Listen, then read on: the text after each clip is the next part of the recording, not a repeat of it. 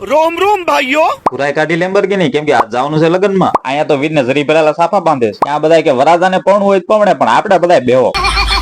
Plastic ના ફૂલડા હોય ને મખમલ ના દીલડા હોય એટલે સમજી જવાનું કે આ વરાજાની ગાડી છે. ઢોલી મારી દાંડી ને સાપ વાળા થઈ ગયા તૈયાર. આ ભાઈ કે બધા હાલતા થા વાલો, હું શૂટિંગ ઉતારું છું. ત્યાં કેમેરો બંધ હતો, પછી તો પાડ્યો રિવર્સ ગિયર ને આવ્યા બધા પાછા.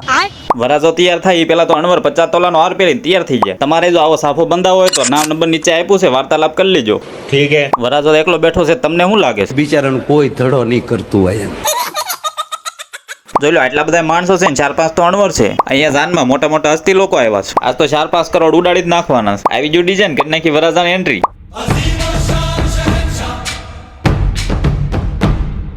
એટલા કાગળિયા ઉડાડ્યા તે 4 દિવસથી બાયું વાળ છે તોય નહીં ખૂટે.